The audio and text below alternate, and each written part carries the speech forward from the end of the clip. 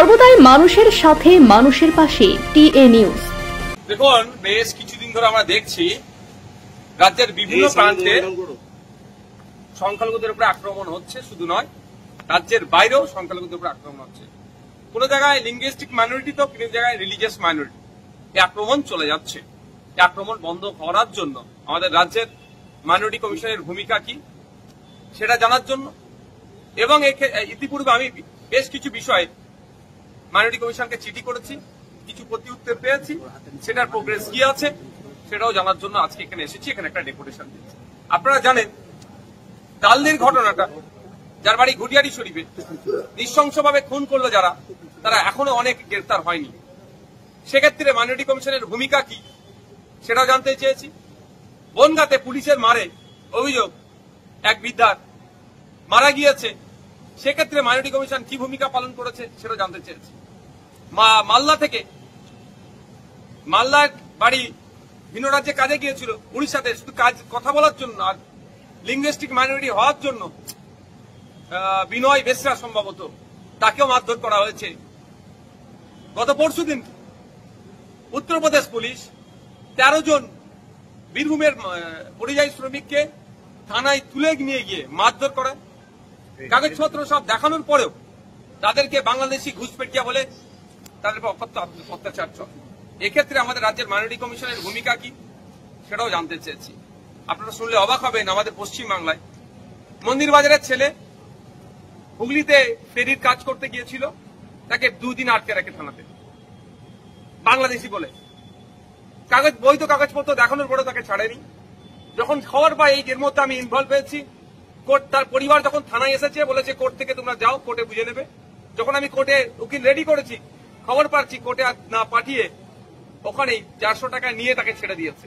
কিন্তু এই 400 টাকা নিয়েছে, কোনো তার এগেনস্টে কোনো রিসিপ্ট কপিও দেয়নি। তো এই সমস্ত একাধিক ঘটনা, আপনার দুর্গাপুরে যে কাণ্ড ঘটিয়েছে, পরিচয় গাঙ্গুলি থেকে শুরু করে নন্দীগ্রামের যে কাণ্ড ঘটিয়েছে, গরু ব্যবসায়ীদের উপর আক্রমণ, পশ্চিম মেদিনীপুরের দাঁতনে একটি ছেলেকে মেরে দিয়েছে সে সংখ্যালঘু পরিবারের। এই ঘটনা ঘটে যাচ্ছে, কোনো বিচ্ছিন্ন ঘটনা নয়। এই ঘটনা রোধের ক্ষেত্রে অথবা এই ঘটনা যেগুলো ঘটেছে তার যারা শাস্তি পাবে, সেক্ষেত্রে ভূমিকা কি মাইনরিটি কমিশনের সে জানতে চেয়েছে। আজকে আমি একা এসেছি, ডেপুটেশন দিয়েছি।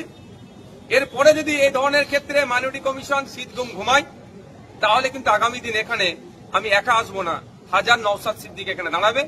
প্রয়োজনে যদি মাইনরিটি কমিশনের কাজ যদি ফাংশন ঠিকঠাক না হয়, তাহলে এই অফিস তুলে দেওয়া দরকার, অফিস বন্ধ করে দেওয়া দরকার, তালা লাগিয়ে দিয়ে চলে যাওয়া দরকার।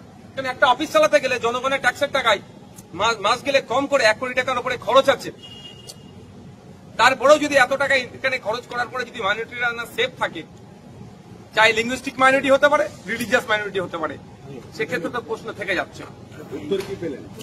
মাইনরিটি কমিশনের চেয়ারম্যান স্যার ছিলেন, সেক্রেটারিয়েট 2 জন মেম্বার ছিলেন, তারা যথেষ্ট বিষয়গুলো নিয়ে ভাবছেন, কিছু কিছু তিনারা কাজ করেছেন। আমি প্রশ্ন করেছি তাদেরকে, আপনারা সুমোটো করছেন না কেন?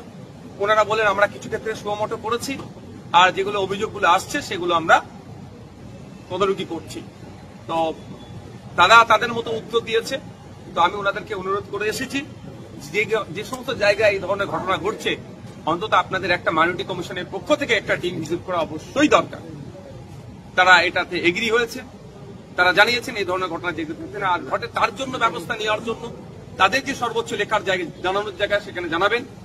যে যে ডিস্ট্রিক্টগুলোতে এগুলো হচ্ছে, সেই ডিস্ট্রিক্টে যারা অধিকর্তা আছেন তাদেরকে জানাবেন, এবং সাথে সাথে যেগুলো যে জায়গায় এইগুলো ঘটনা ঘটেছে সেগুলো যাতে ভিজিট করে তার ব্যবস্থা করবেন।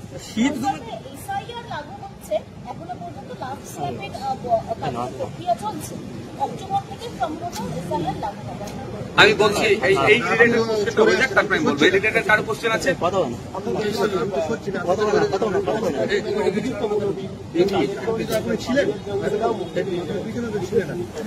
এক্ষেত্রে তো প্রশ্ন থেকে যাচ্ছে, এমন ভাবে কেস সাজাচ্ছে যে সহজেই বেল পেয়ে যাবে।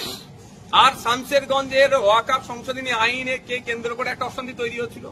আমরা চাই যারা অশান্তি করেছে তাদের না জেলের বাইরে বার হয়, তাদের সর্বোচ্চ শাস্তি দেওয়া হোক, সেখানে কোনো কনসিডার নাই। কিন্তু অনেক নিরীহ মানুষকে শুধু ব্যালেন্স করতে গিয়ে, হিন্দু সমাজের মানুষ অনেক নিরীহ আছে, মুসলিম সমাজের মানুষ অনেক নিরহ আছে, শুধু এই ব্যালেন্স করতে গিয়ে অনেক নিরহ মানুষকে ধরে এখনো পর্যন্ত জেলের মধ্যে আটকে রেখেছে। এই দ্বিচারিতা বন্ধ।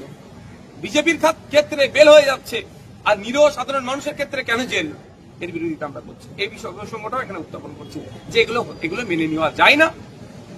এই যে যেখানে সক্রিয় হওয়া দরকার সেখানে নিষ্ক্রিয়, আর যাদের ক্ষেত্রে নমনীয় হওয়া দরকার সেখানে অতি সক্রিয়, এই টু টাইপ অফ ফেস মেনে নেওয়া যায় না, এটা বন্ধ করতে হবে।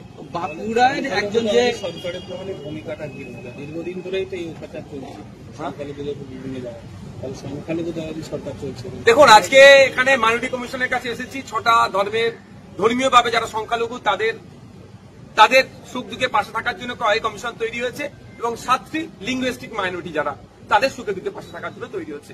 কিন্তু সেই মতো পারফর্ম করছে না বলেই আজকে আমরা ছুটে এসেছি। ছুটে এসে তাদের ডিউটিটাকে আরেকটু করে আমরা এখন মানে রিমাইন্ডার দিয়ে যাচ্ছি। যদি ডিউটি ঠিকঠাক না হয় এরপরের দিনে আসবো, আমরা ভিড় করে আসবো, তখন একা নওশাদ সিদ্দিকী আসবে না, 1000 নওশাদ সিদ্দিকী আসবে, তখন জবাব আরো ভালো করে নেবো। তবে আশা করছি পজিটিভ কাজ করবেন, শীত ঘুম ইনাদের ভাঙবে, যে সংখ্যালঘুদের উপরে যেভাবে অত্যাচার হচ্ছে সেগুলো না হয়, এবং যারা অত্যাচার করছে